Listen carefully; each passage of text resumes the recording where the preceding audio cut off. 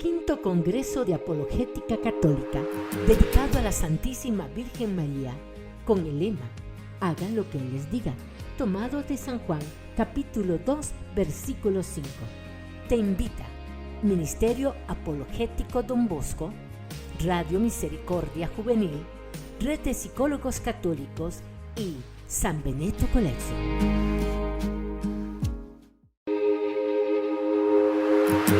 A continuación nos acompaña el señor Anwar Javier Tapias, laico católico de Barranquilla, Colombia, casado felizmente con un hogar de 4 hijos, ingeniero mecánico, especialista en logística, dedicado a la apologética católica, predicador y formador y director del portal www.católicosfirmesensufe.org. Tiene la virtud de escribir de manera ágil y concisa, volviendo así el libro agradable a la lectura y bien fundamentada en la Sagrada Escritura. A continuación nos acompaña el señor Anwar Tapias con el tema Advocaciones de la Virgen María.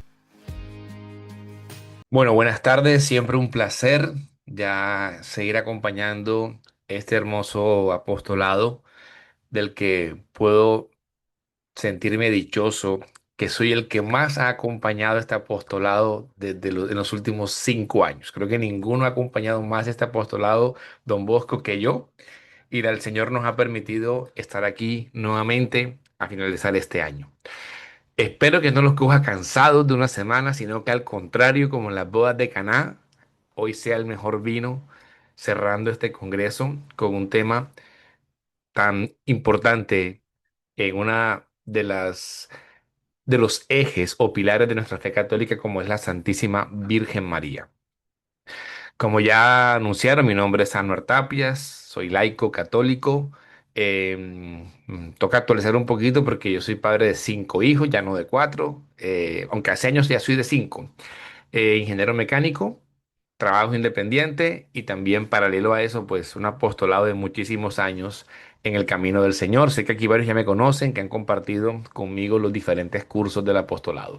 Entonces vamos a lo que vinimos, a hablar de un tema tan importante como son las advocaciones marianas. Seguramente cada uno de nosotros, dentro de su experiencia de fe, tiene una advocación con la que se siente más identificado, con la que siente que representa mejor su forma de caminar en la fe católica.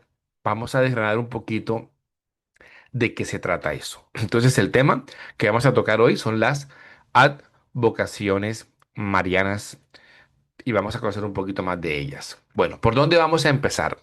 Antes que nada, vamos a dar como los fundamentos de esto. Y quiero empezar con un numeral del Lumen Gentium del capítulo 8, que es dedicado exclusivamente a la Santísima Virgen María, con el numeral 62. Este numeral nos dice: con su amor materno se cuida de los hermanos de su Hijo, que todavía peregrinan y hallan en peligros y ansiedad hasta que sean conducidos a la patria bienaventurada. Por este motivo, la Santísima Virgen es invocada en la Iglesia con los títulos de abogada, auxiliadora, socorro, mediadora, lo cual embargo ha de entenderse de tal manera que no reste ni añada a la dignidad y eficacia de Cristo único mediador. En el Concilio Vaticano II se toma especial interés de esos títulos que desde la piedad y la fe expresan el amor que tenemos como hijos hacia María Santísima. Pero al mismo tiempo, ya desde ese momento el concilio nos decía que esos títulos no deben restar ni añadir a la dignidad y eficacia de Jesucristo como único mediador. Entonces, es importante entender que los títulos que la Virgen María ha recibido a lo largo de la historia son manifestaciones del amor y de la comprensión con que nosotros como hijos de la Iglesia expresamos precisamente ese amor de fieles, que entendemos el papel tan singular que ella tiene en la Iglesia. Entonces, Lumen Gentium más adelante nos va a decir algo que es importante que yo esto lo mencione antes de profundizar en el tema de las advocaciones para que tengamos todo en su justa medida. Entonces dice aquí el concilio: el Santo Concilio enseña de propósito esta doctrina católica y amonesta a la vez a todos los hijos de la Iglesia que fomenten con generosidad el culto a la Santísima Virgen, particularmente el litúrgico. Cuando dice que fomentemos con generosidad es que no tengamos temor en expresar ese amor filial que sentimos por María Santísima, que no vayamos a ser tacaños, por decirlo de alguna manera, en darle la honra que María merece. Que estimen en mucho las prácticas y los ejercicios de piedad se hayan recomendados por el magisterio en el curso de los siglos y que observen escrupulosamente cuanto en los tiempos pasados fue decretado acerca del culto a las imágenes de Cristo, de la Santísima Virgen y de los santos. Y exhorta, y aquí viene lo importante, encarecidamente a los teólogos y a los predicadores de la palabra divina a que se abstengan con cuidado tanto de toda falsa exageración cuanto de una excesiva mezquindad de alma al tratar de la singular dignidad de la Madre de Dios. Y cae perfecto que este tema se ha tocado justo en este momento, porque ya el Concilio Vaticano II, hace varias décadas, miren que puso especial cuidado en que por un lado no fuéramos a exagerar en el amor hacia María Santísima, pero al mismo tiempo no fuéramos a ser mezquinos al tratar de la singular dignidad de la Madre de Dios. Porque esto va a tener como dos caras. Y entonces uno no puede pensar que se siente muy mariano porque tiene una excesiva devoción a María más allá de los límites en que la iglesia nos lo pide. Entonces, no es que seas más mariano porque te sientas más lleno de devociones que el otro. Porque al final, si le preguntáramos a la Santísima Virgen María qué espera de nosotros, es que imitemos sus virtudes, las cuales se traducen en expresiones exteriores de una disposición interior. Entonces, si le preguntáramos a María Santísima qué quisiera de nosotros, más que vernos colgados de camándulas, escapularios y cosas de esas, que ojo, son importantes porque exteriorizan el corazón, es que en verdad el corazón esté realmente dispuesto a imitar a María. Pero al mismo tiempo nos cuida de no tener mezquindad al tratar de la Virgen María, porque entonces se da el escrúpulo. Es que me da temor que si yo le pido a María algo que interceda, le estoy quitando honra a Jesús. Es que me da temor que vayan a pensar, o sea, los dos extremos son muy peligrosos. Entonces, esto no es algo nuevo de hoy a raíz de lo que ha pasado en las últimas semanas con el documento que ha salido del dicasterio. Esto es algo que el concilio nos prendió las alertas a decirnos, hijos de la iglesia, amemos a María como nos pide la iglesia, como nos lo pediría ella, sin exageraciones, pero también sin mezquindad. No vayamos ahora a quitarle a María el lugar que tiene simplemente por un falso escrúpulo. Esto que menciona el Concilio Vaticano II entra muy en sintonía con lo que aparece en Mater Populi Fidelis, que es justamente el documento que hoy en día ha estado en revuelo. Y quiero como aterrizar un poco y conectar al Vaticano II con esto de Mater Populis en lo siguiente. El documento en su introducción dice lo siguiente. La devoción mariana que la maternidad de María provoca, y aquí entendemos algo, todo lo que se da alrededor de María es por la singular elección para ser la madre de Dios. Es decir, si a María le quitáramos ser elegida para ser la madre de Dios, no hay nada que mostrar. O sea, todo lo que querramos ver en ella es derivado de la singular elección divina de Dios sobre ella. Porque el Señor, y yo siempre digo esto, el Señor no eligió a María porque tuviera virtudes. María tenía virtudes porque Dios la eligió. O sea, el Señor es el que le da toda la gracia y todas las virtudes a María para que sea la madre de su hijo. No porque el Señor hizo un casting o un concurso a ver quién era la más digna y eligió a María porque de todas las candidatas que había era como la que mejor se veía. No, al contrario. Porque fue elegida, el Señor la adornó con todas las gracias. Entonces, toda la devoción o todo el sentido de la Mariología está conectado o nace de la Cristología precisamente porque María es la madre de Dios. Entonces, por eso dice así, la piedad del pueblo fiel de Dios que encuentra en María refugio, fortaleza, ternura y esperanza, no se contempla para corregirla, sino sobre todo para valorarla, admirarla y alentarla. dado que esta es una expresión mistagógica y simbólica de una actitud evangélica de confianza en el Señor que el mismo Espíritu Santo suscita libremente en los creyentes. De hecho, los pobres encuentran la ternura y el amor de Dios en el rostro de María. En ella ven reflejado el mensaje esencial del Evangelio.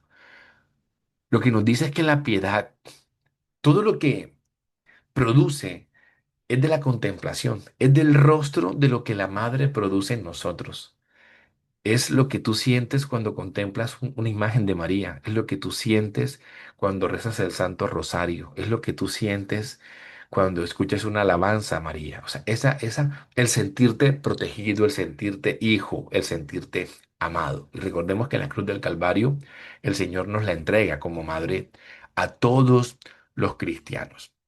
Entonces, a continuación va a venir como la introducción en la que se quiere detener el dicasterio y es, al mismo tiempo, existen algunos grupos de reflexión mariano, publicaciones, nuevas devociones e incluso solicitudes de dogmas marianos que no presentan las mismas características de la devoción popular. O sea, está contrastando entre el primer grupo que nace de esa devoción hermosa y de otro grupo que pareciera tuviera como otros intereses. Y dice que sino que en definitiva proponen un determinado desarrollo dogmático y se expresan intensivamente a través de las redes sociales, despertando con frecuencia dudas en los fieles más sencillos. Y es aquí donde yo creo que el documento intentó como centrarse, que está produciendo algunos títulos en el corazón de los más sencillos. Entonces, luego este documento Mater dice, a veces se trata de reinterpretaciones de expresiones utilizadas en el pasado con diversos significados. Yo, digamos, no voy a tener en esto, pero es aquí donde se entiende entre líneas que están hablando de la palabra co o del prefijo co. Cómo se entendía antes el prefijo co y cómo se entiende ahora. Entonces dice, ese es el marco que tiene.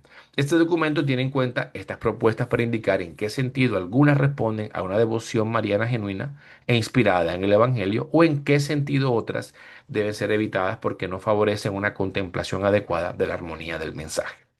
Cuando hablamos de las advocaciones marianas, de alguna manera entramos en este mundo, porque, y lo veremos ahora, la advocación es una invocación que hacemos para resaltar alguna característica de María en particular. Porque a María no pudiéramos describirla con un solo adjetivo. Es decir, si intentáramos y nosotros dijéramos, bueno, vamos aquí entre todos a elegir un solo adjetivo que representa a María, sería egoísta. No, entonces vamos a decir, no. Pura, ok, pura es una palabra, pero no cubre todo. O sea, fue humilde, fue obediente, fue valiente, fue generosa. O sea, si ves lo difícil que sería enmarcar toda la devoción mariana en una palabra, de pronto lo que yo personalmente diría es Madre del Señor. Y ya con eso, Dios mío, ahí enmarcamos todo porque viene el paquete todo incluido. Entonces, las advocaciones entran dentro de esa devoción mariana que es importante que entendamos y que muchas veces el católico no sabe cómo responder ante un cuestionamiento de por qué los católicos tenemos estas advocaciones en la iglesia.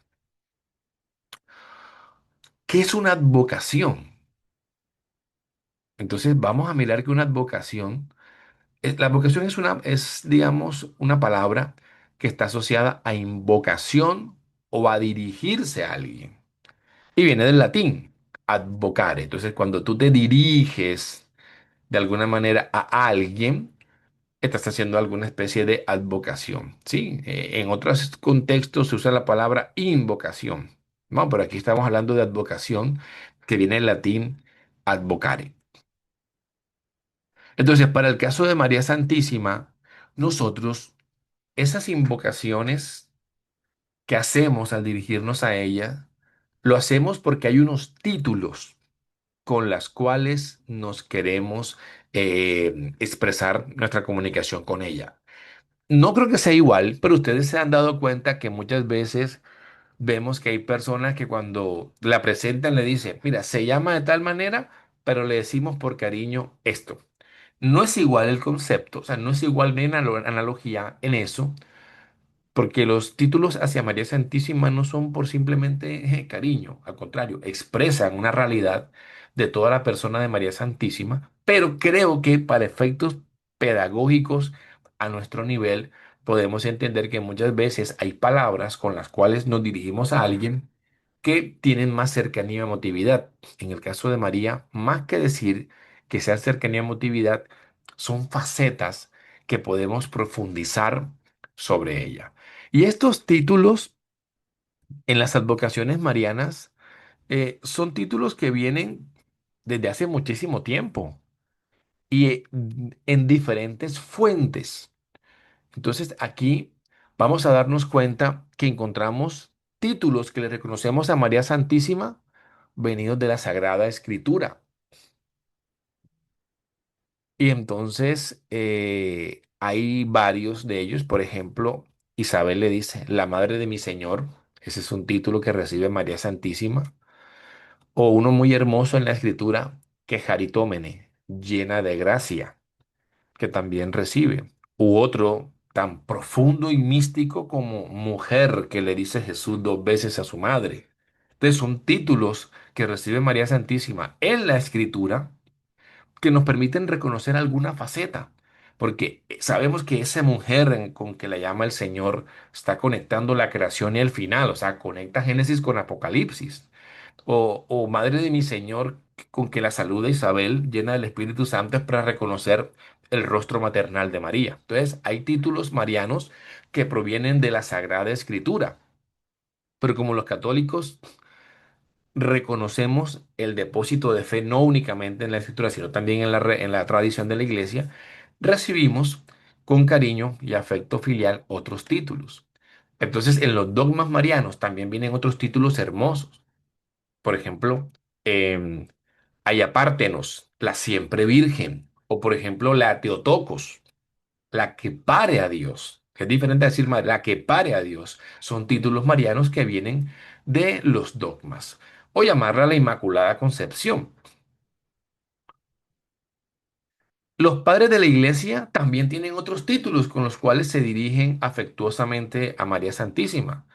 Por ejemplo, Nueva Eva, que podemos evidenciar ya en San Ireneo de León, haciendo esa analogía entre María Santísima y Eva. Sí, llamarla Nueva Eva, por ejemplo. O en las apariciones marianas también reconocemos formas de invocarla. Entonces podemos mirar en la Guadalupana esa imagen con la cual que es muy característica, la tilma de San Juan Diego, ese rostro indígena, esos rasgos. Entonces también en las apariciones encontramos formas de acercarnos a María Santísima. O en ciertos fenómenos. Sí, o vocaciones que han sucedido de fenómenos. Y si mi memoria no me falla, cuando los acompañé presencialmente en Costa Rica hace 2 años, me hablaban mucho de Nuestra Señora de los Ángeles, y no estoy mal, y era como de una piedra, y creo que era de un fenómeno justamente, como puede ser también em, la Virgen del Perpetuo Socorro. O sea, a partir de fenómenos, experiencias, pinturas, piedras que aparecen así como de manera sobrenatural, también se han derivado expresiones hermosas para referirse a María Santísima. O también la iconografía a través de pinturas han de alguna manera regalado nombres hermosos. Y por ejemplo, la Virgen de Satanudos, que nosotros podemos conocer, no viene de ningún dogma, de ningún padre, de ninguna aparición. Es una pintura muy hermosa y se ha quedado esa pintura y esa imagen de la Virgen de Satanudos es conocida mundialmente. Entonces, nos damos cuenta que los títulos marianos pueden venir de diferentes puntos de partida. Ahora, lo que no puede haber es una desconexión entre estas fuentes.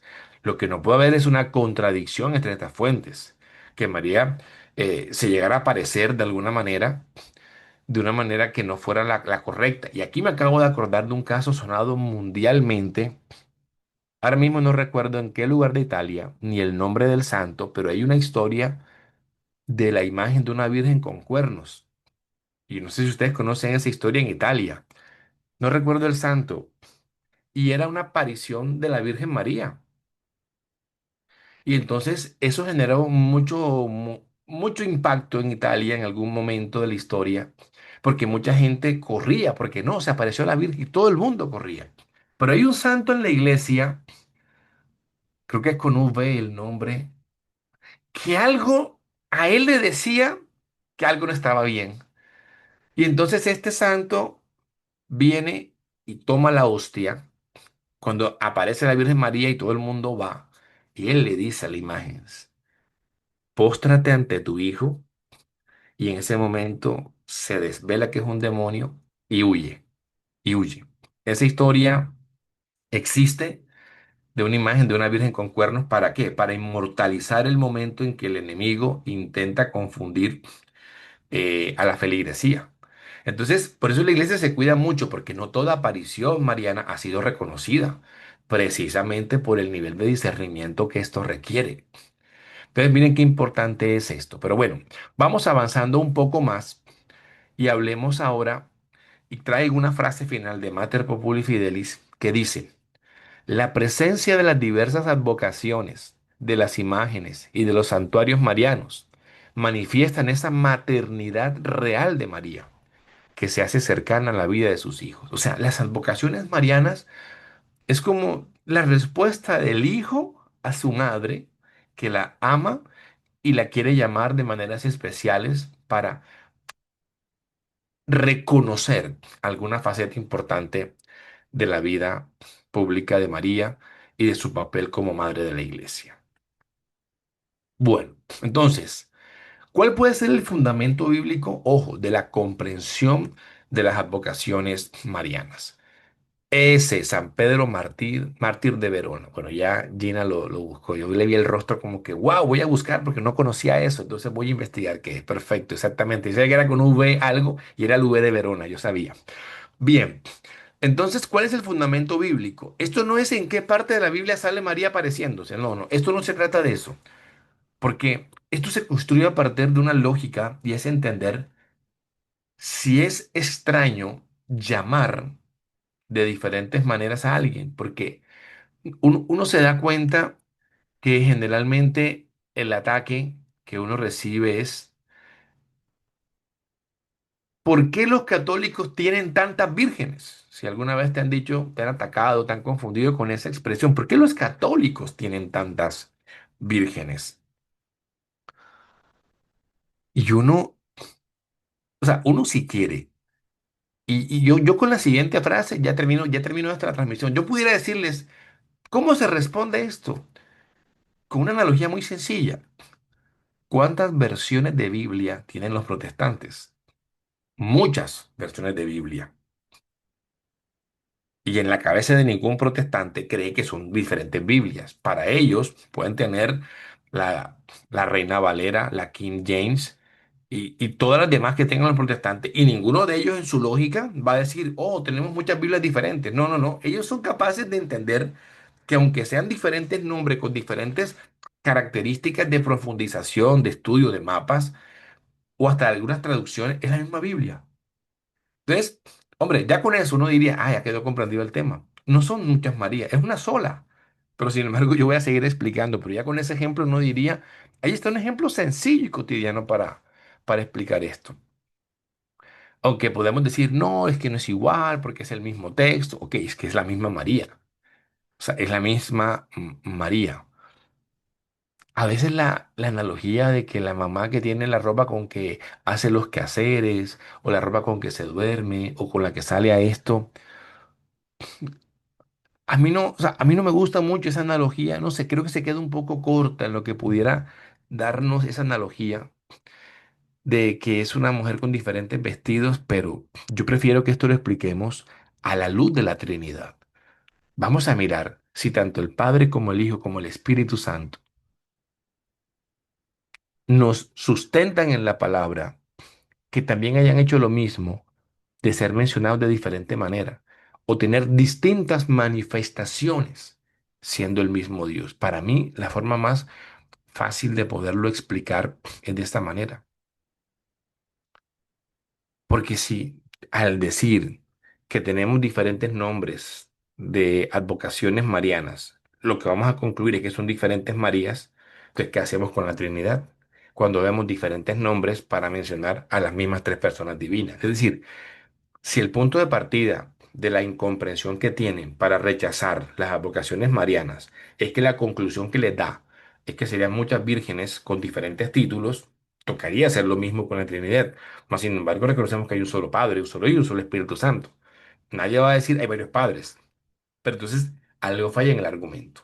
Y el rechazo viene más de la incomprensión y el no deseo que tener apertura para decir efectivamente.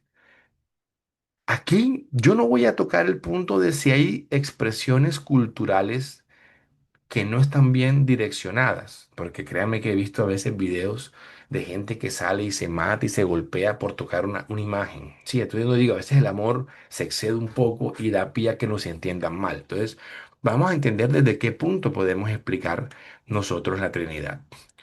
Nosotros vamos a darnos cuenta que llamamos a las personas de la Trinidad con distintos nombres, según un atributo, algún momento, alguna manifestación, pero no por eso los católicos creemos en varios dioses. Entonces veamos el caso de Dios Padre. Vamos a ver que el Señor, como manifestación, se manifiesta al pueblo de Israel en la travesía del desierto en una columna de fuego. Y eso lo vamos a ver en el libro del Éxodo, en el capítulo 13, del 21 al 22, por ejemplo, donde vemos que el Señor se manifiesta de noche guiando a Israel como una columna de fuego. ¿Será que Dios Padre no puede manifestarse de otra manera? Claro, y esa otra manifestación, y ni cree que es otro Dios diferente. Nadie de los hermanos esperados cree en eso. Pero al mismo tiempo vemos que se manifiesta en la zarza ardiente de fuego cuando Moisés llega al Horeb. ¿Y vamos a decir que son dos dioses diferentes? No, es el mismo Padre, que acá aparece en forma de columna de fuego y acá aparece manifestado en una zarza que no se consume. ¿Por qué? Porque lo que Dios quiere resaltar en cada momento es un poco diferente. Lo que quiere resaltar en la zarza que no se consume es que la divinidad sí puede entrar en contacto con la humanidad y no la va a destruir, que era lo que pensaban anteriormente. Por eso era imposible mirar a Dios. Por eso todo el mundo tiembla y corre si escuchan un trueno. La zarza no se consume para decir que la presencia de Dios puede llegar en la vida de alguien y no la va a destruir. Pero al mismo tiempo nos damos cuenta que se le aparece al pueblo de Israel en el día como una columna nube, una nube que ellos van guiando.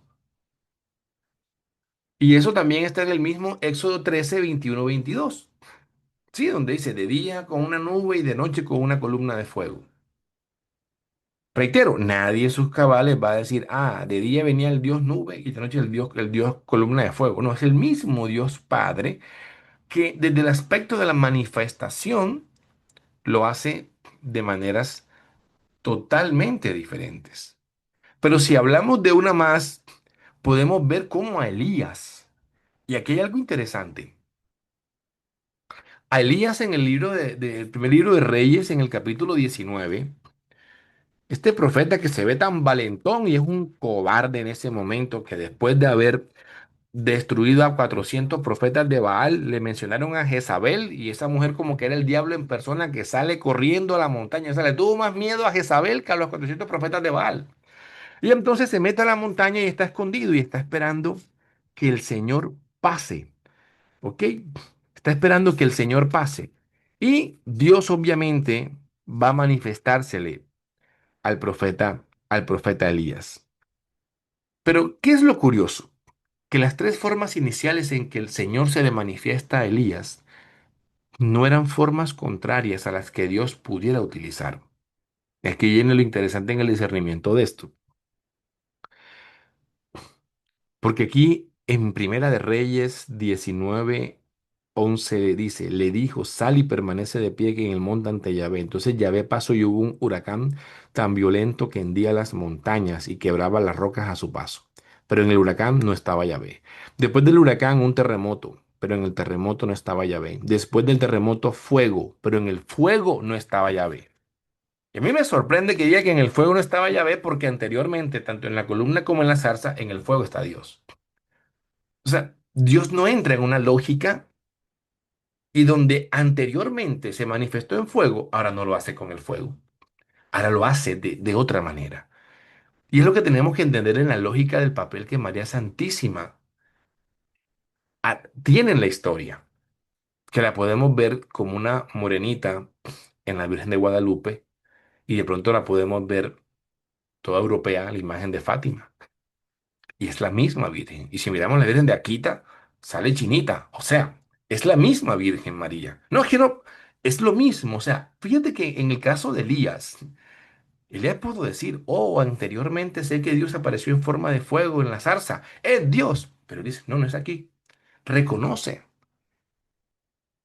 Entonces, en ese discernimiento de Elías que dice, ya pasó el fuego, pero sé que no está Dios, hay que tener cuidado porque no todo lo que parece María es María. Hay que tener cuidado con la nueva era. Hay que tener cuidado con la santería y la brujería, que muchas veces usan imágenes queriéndolas aparecer como de la Virgen María. Entonces, aquí hago la salvedad justo en ese momento, como le pasa a Elías.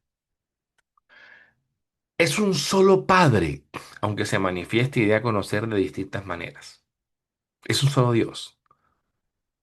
Pero lo que quiere Dios que el pueblo reconozca de Él cambia en cada caso. Dios quiere que reconozca el pueblo que en el inclemente sol el Señor viene a ser la sombra que apacigua, pero que en el momento de la oscuridad es la columna de fuego, pero que en el momento de la angustia, en el susurro suave del silencio, Dios está diciéndole a Elías, yo estoy contigo. O sea, son diferentes formas en que Dios quiere que entiendas esa comunicación. Ahora, aparte de manifestaciones, también veamos entonces los nombres o los títulos con que el Señor es reconocido. Entonces, Él le dice a Moisés, con el tetragramatón, yo soy el que soy. Y ese es el nombre del Señor. Yo soy el que soy. Pero a pesar de que ese es el nombre con el que se le presenta a Moisés, hay otras formas en que el pueblo de Israel lo fue llamando. Aquí traigo un simple ejemplo del profeta Jeremías, que en la época en que profetiza ya inminente la invasión de Babilonia, dice y profetiza, en sus días estará salvo Judá e Israel vivirá seguro. Y este es el nombre con que te llamarán. Yahvé, justicia nuestra. ¿Será que Dios cambió de nombre de Éxodo a Jeremías? ¿Será que ya Dios no se llama yo soy el que soy, sino que pasó a llamarse Yahvé, justicia nuestra? Claro que no. O sea, son diferentes nombres que el Padre tiene, en el sentido de cómo quiere que lo clamemos o lo invoquemos. El nombre de Dios es Yahvé, yo soy el que soy. Pero aquí en este momento, fíjate que está Yahvé, justicia nuestra. Y así quiere ser llamado en el momento en que Jeremías está escribiendo esta parte. Pero al mismo tiempo le dice a Yahvé, miren lo que dice. Qué interesante. 3 capítulos después de decirle a Moisés, ¿cómo es que se llama él? Dice, habló Dios a Moisés y le dijo, yo soy Yahvé, ok. Pero mire cómo dice, me aparecí a Abraham, a Isaac y a Jacob como el Shaddai, el Dios Todopoderoso. Pero mi nombre de Yahvé no se lo di a conocer. O sea, fíjate tú, a Dios se le manifiesta anteriormente que a Moisés, a Abraham, a Isaac y a Jacob. Y nos damos cuenta que el Señor, obviamente, a todos los patriarcas, inclusive a José, se le manifiesta a pesar de que no hay un diálogo directo capturado en algún pasaje. Y dice el Señor que no le dio el nombre a conocer. Pero ¿cómo se les manifestó? Como el Shaddai, ¿sí? El Dios Todopoderoso. Hay más, Yahvé Shebaot, Dios de los ejércitos. Yahvé Nisi, Dios nuestra bandera. O sea, muchas formas en que Dios Padre se fue manifestando en toda la comprensión de la pedagogía del pueblo de Israel que va haciendo a medida que van avanzando en el plan de la historia de la salvación. Y acá hay otro. Esto dice Yahvé Sebaot. He decidido castigar lo que Amalek hizo a Israel, cortándole el camino cuando subía de Egipto. Aquí estamos en ese primer libro de Samuel, donde estamos todavía en el forjamiento de la monarquía, ¿no? Porque digamos por allá como en el capítulo 10 o 9 creo que sale el llamado a Saúl. y pasan varios capítulos y cómo Saúl se va perdiendo en la locura, en la desobediencia y luego aparece el rey David. Pero fíjate aquí, en la época de la monarquía, esto dice Yahvé Sebaot. Yahvé Sebaot es diferente a Yahvé justicia nuestra. No, es el mismo Yahvé, es el mismo Dios. Pero aquí está reconociendo otro título. Yahvé Sebaot, Dios de los ejércitos. El Shaddai, el Dios Todopoderoso. Yahvé, yo soy el que soy. Vemos que el Padre se manifiesta de diferentes maneras y es llamado de diferentes maneras, pero es el mismo Dios. Vamos ahora con el Hijo para entender un poco a Jesús. Entonces, ¿qué pasa con Jesús? ¿Cómo lo ve Daniel capítulo 7 versículo 13 al 16? Recordemos que el profeta Daniel, junto al profeta Ezequiel, para que lo tengan claro, son los dos profetas propios de la época del destierro.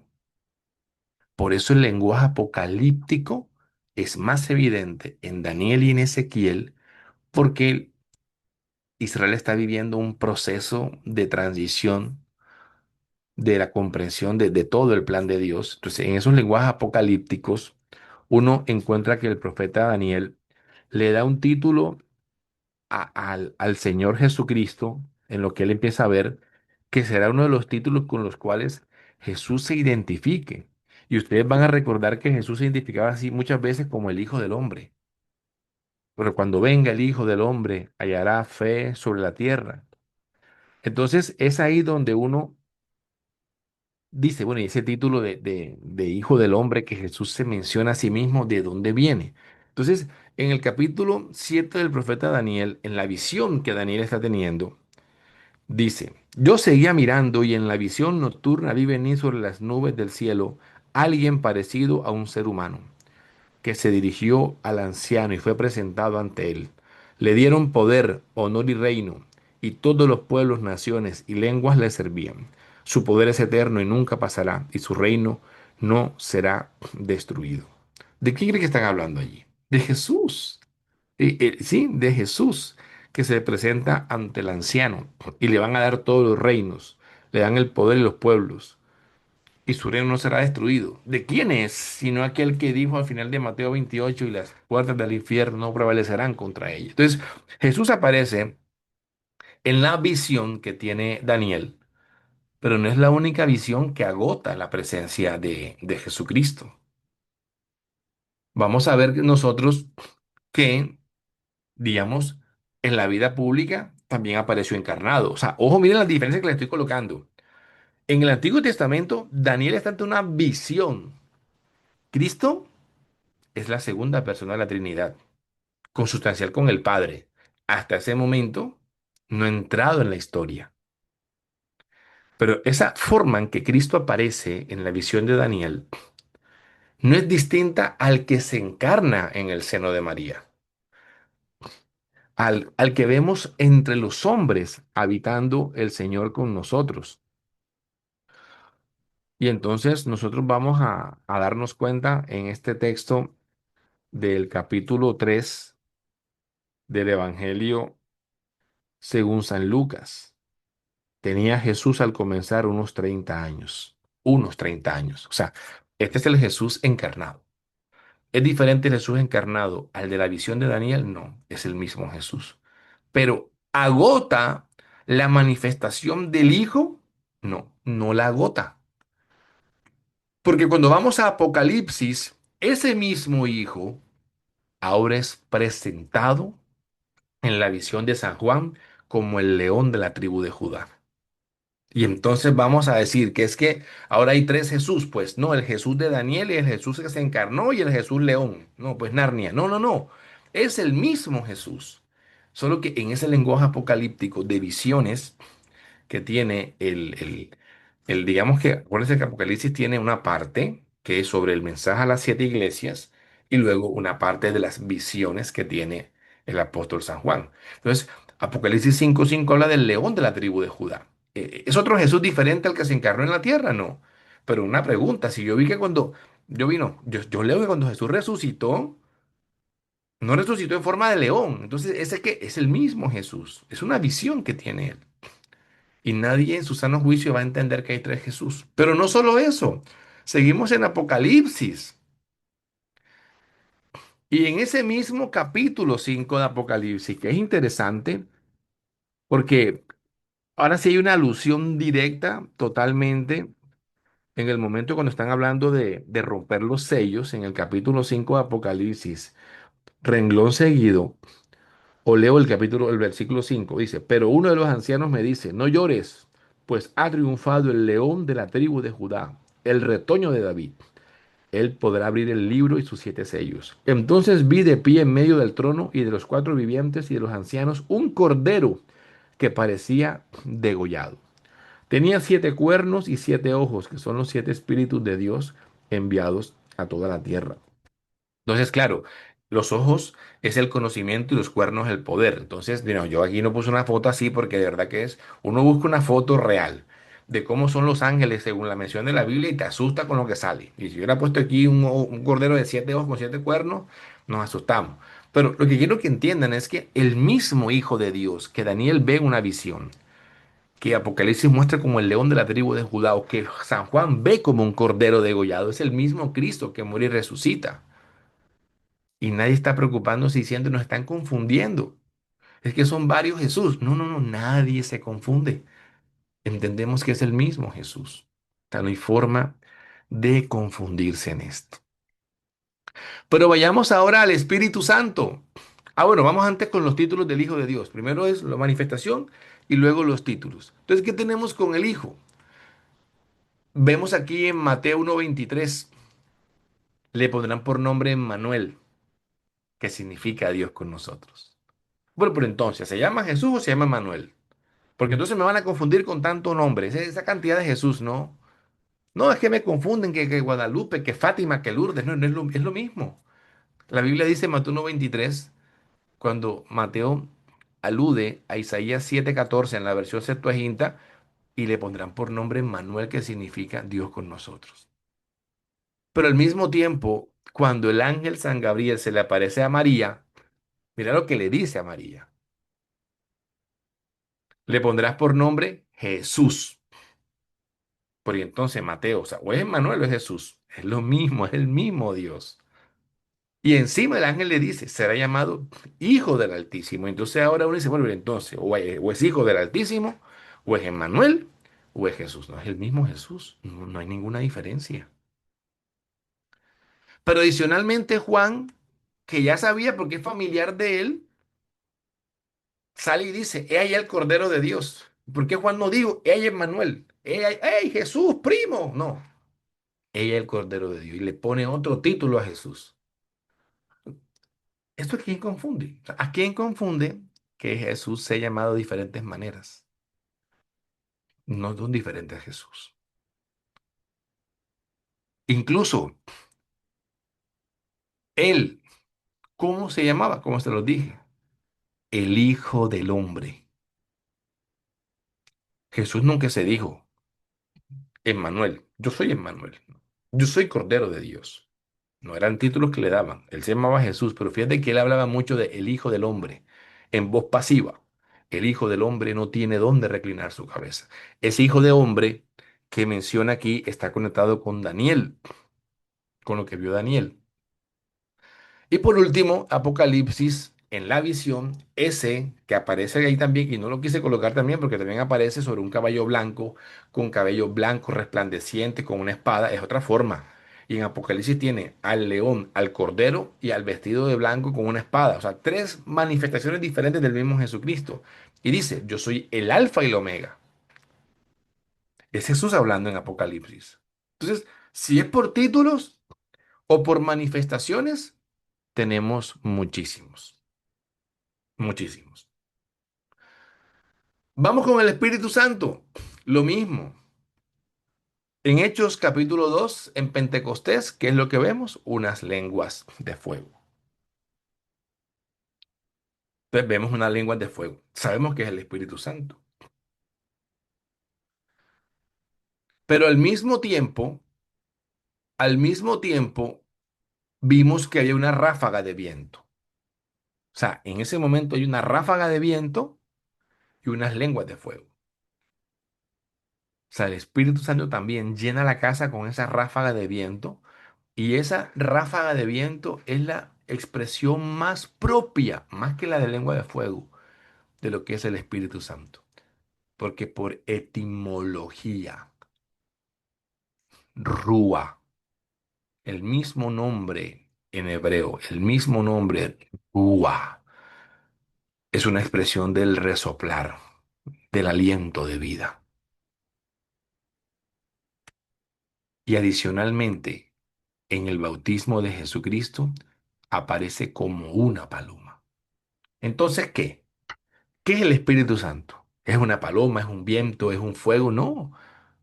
En su caso, más en particular, porque él no está de alguna manera humanizado, en la figura humanizada, sí que representa el papel que él cumple. Las manifestaciones con las que él se presenta sí que reflejan en mayor medida los roles del Espíritu Santo. Y aquí tenemos tres manifestaciones totalmente diferentes del Espíritu Santo y son el mismo Dios. Cuando hablamos ahora de los títulos del Espíritu Santo, Jesucristo, miren qué interesante. El Espíritu Santo es mencionado de manera muy especial en San Juan en los capítulos 14 y 16. También es mencionado en el capítulo 4 de la Samaritana y luego como en el 7. Pero acá en el 14 y el 16 Jesús habla muchísimo explicando el Espíritu y dice, cuando venga Él, el Espíritu de la verdad.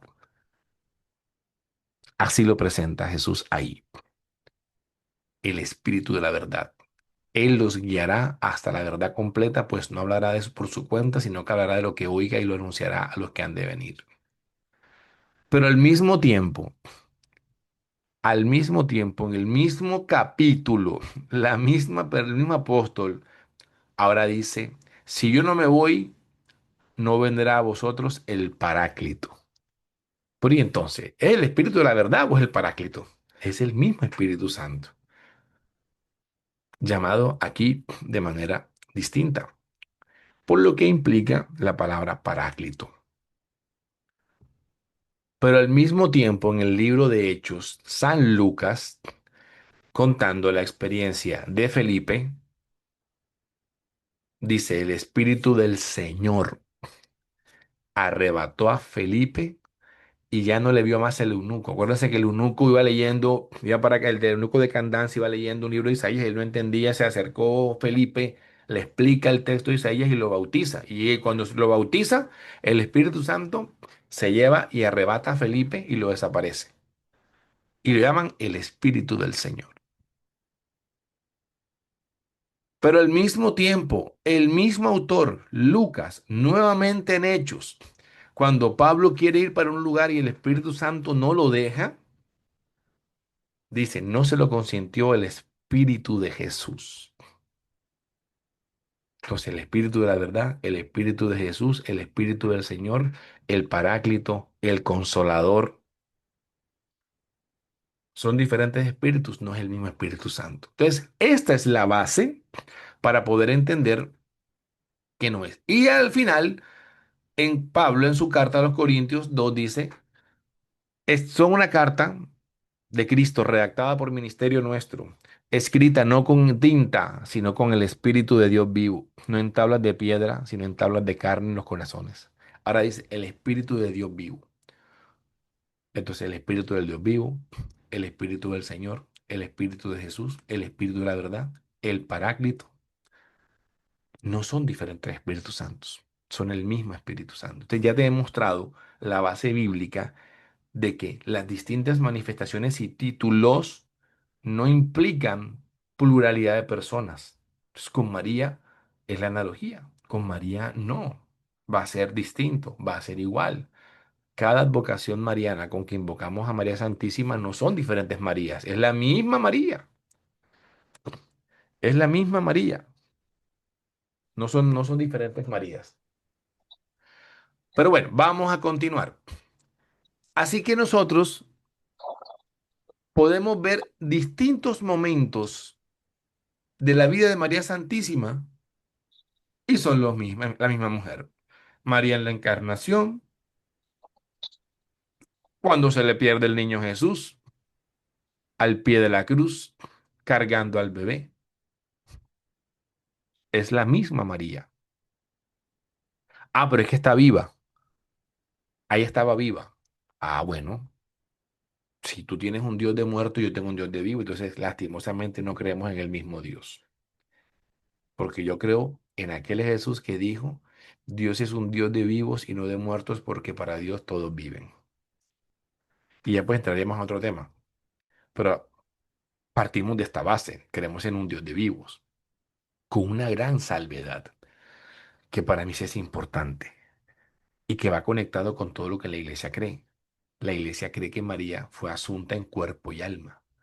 Por tanto, María es la única persona o la única criatura creada por Dios que en este momento tiene cuerpo glorioso. Si nos atenemos a lo que enseña la misma iglesia, todos los santos, por muy grandes que hayan sido, están aguardando la resurrección final para recibir el cuerpo de gloria. María, por su singular participación y por justo derecho, y se lo merece más que nadie, ya goza de ese cuerpo glorioso. Así que la forma en que Dios la utiliza a ella es diferente a la que utiliza el resto de personas. Porque si bien ha habido apariciones en la historia de la iglesia, de San Juan Bautista, de algunos santos, de San José, la única que tiene cuerpo glorioso es María Santísima. Hay también algunas, digamos, personas que quieren creer piadosamente que también San José está en cuerpo y alma en el cielo, pero no hay ningún fundamento más allá de la intuición o de alguna fuente extra para decir eso. Hay como un micrófono abierto. Si lo pueden cerrar, por favor. Bueno, ahora, ¿cuál es el fundamento bíblico para hablar de apariciones? Sí, entonces también, así como Dios se manifiesta de diferentes maneras, vamos a ver que también aquí hay algunas cosas interesantes. Por ejemplo, hay un texto en Jeremías capítulo 15 que la sola mención es llamativa. Cuando Jeremías quiere interceder, dice el Señor. Y me dijo Yahvé, aunque se me pongan Moisés y Samuel por delante, no estará mi alma por este pueblo.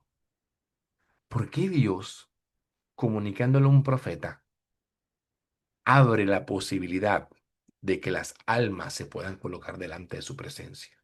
O sea, si fuera imposible que eso ocurriera, porque están durmiendo, y cualquier evangélico promedio, tú le preguntas, ¿dónde están las almas de los que han muerto? Y te dice, están dormidas.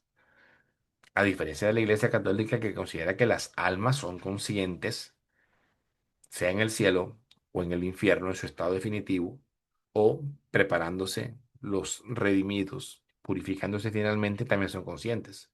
Entonces, si están durmiendo, ¿cómo así que Dios abre la puerta en el libro de Jeremías para decir, aunque se me pongan Moisés y Samuel por delante? ¿Por qué Dios pondría un ejemplo de algo que es imposible que ocurra? Entonces, simplemente como para tenerlo ahí de la mano. Con Samuel pasa algo interesante. Aquí no estoy en ninguna, ojo, yo no estoy diciendo en ningún momento aquí que es que el texto de Samuel hablando con Saúl es la intercesión de los santos, no. Porque aquí claramente cuando Samuel aparece, después de que Saúl busca a la bruja, esto es necromancia, o sea, esto es invocación de cadáveres, que es algo distinto. Sí, ojo, cuando Saúl, si los que se han leído muy bien la Biblia saben que se iban a encontrar y como Samuel no llegaba, Saúl desesperado hace el sacrificio que no podía hacer. Y luego cuando está así como inicialmente y ahí empieza su camino como de perdición. Después que Samuel ha muerto en el desespero para no perder el reinado, porque ya Dios le ha escogido a David, busca una bruja para invocar el alma de Samuel. Pero si estuvieran realmente dormidos e incapaces, la bruja no hubiera podido. O sea, aquí hay un texto que hay que cogerlo con pincitas, pero lo que quiero decirte es que no es imposible que alguien que haya fallecido no pueda tener manifestación. Porque la mujer, la bruja le dice a Saúl, veo un espectro que sube de la tierra. Y Saúl le preguntó, ¿qué aspecto tiene? Y ella respondió, un hombre anciano que sube, otra vez el micrófono abierto, gracias. Un anciano que sube envuelto en su manto. Comprendió Saúl que era Samuel.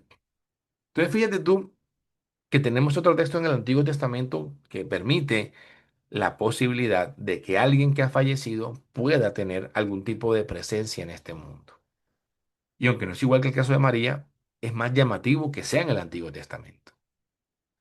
Pero uno más, y es cuando Cristo está en la transfiguración y le aparecen Moisés y Elías.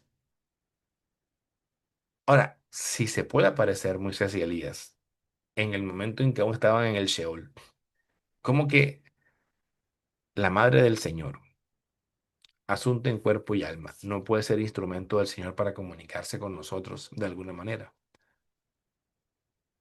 ¿Qué se le apareció a Jesús de Moisés y Elías? Si en ese momento Cristo no ha resucitado,